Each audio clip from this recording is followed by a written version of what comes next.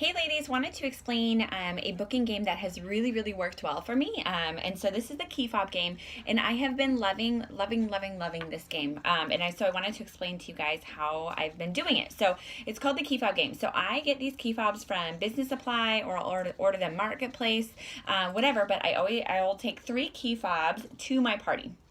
Okay, and so at the very end, I've kind of explained things. I've talked about all the products. I do this at the very end of the party.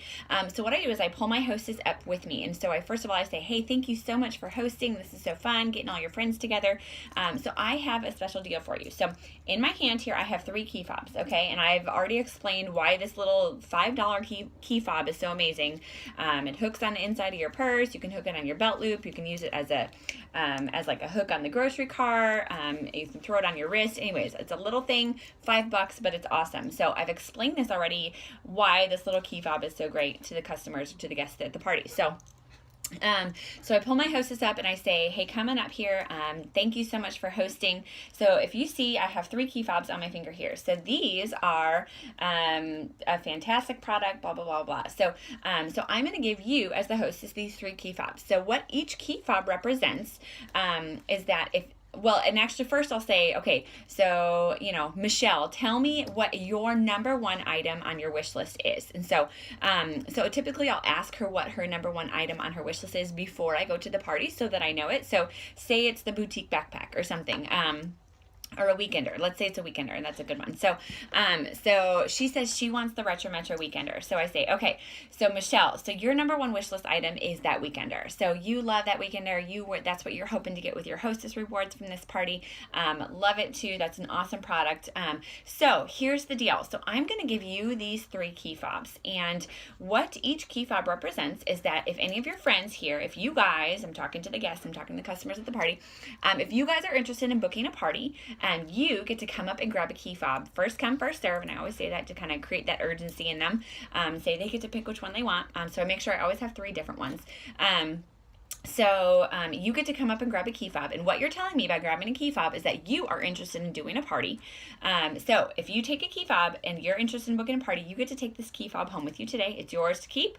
You don't have to pay for it, and we will set a party up with you when we check out here. Now, here's the fun part. So for Michelle, she wants that weekender real bad, okay? So if Michelle can get rid of all 3 of her key fobs, I am going to personally purchase for her that $80 weekender, okay? So here's the benefit. So then I hand the key fobs to Michelle, or the hostess, whoever, and she then goes and tries to get rid of her key fobs and gets her friends to book parties. Guys, 9 out of 10 times I walk away with 3 parties. And now I'll typically think about my hostess before the party if I decide to do this booking game. I have a series of different booking games and ideas that are ways to get parties at the party.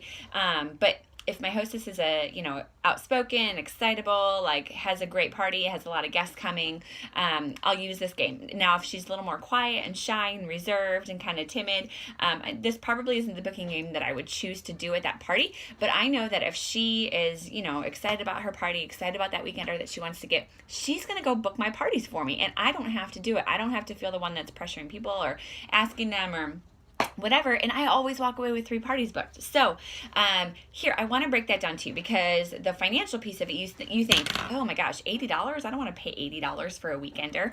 Now, here's the deal. They don't get their prize, they don't get their party, or they don't get the weekender, or whatever that number 1 thing is, until all 3 parties have been held. So I make that very clear to them. So because a lot of times, like someone, everybody will take, she'll get rid of her 3 key fobs, and then a party cancels or reschedules, or like I had that happen.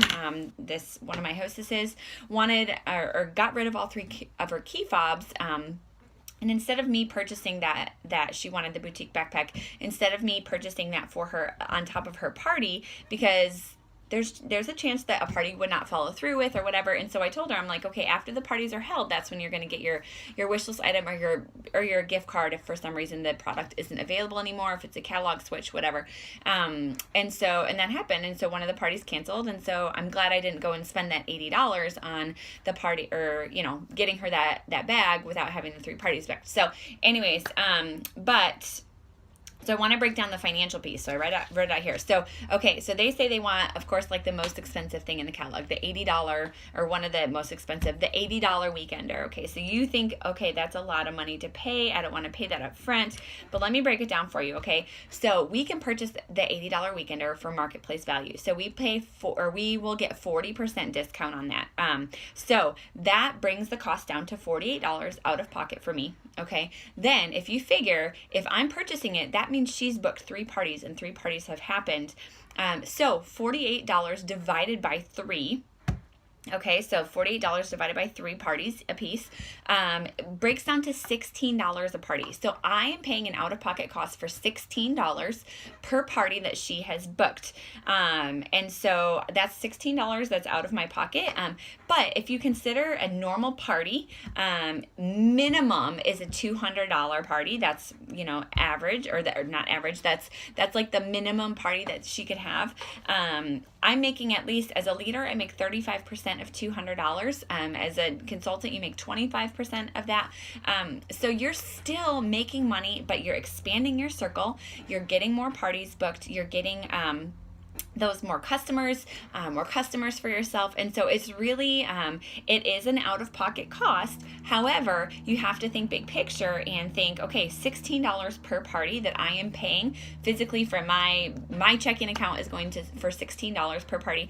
But in return, I'm getting more customers, I'm getting out of my circle, and I'm gonna hopefully make more than, you know, a $200 party. Hopefully it's going to be at least an average party of $500 or $600.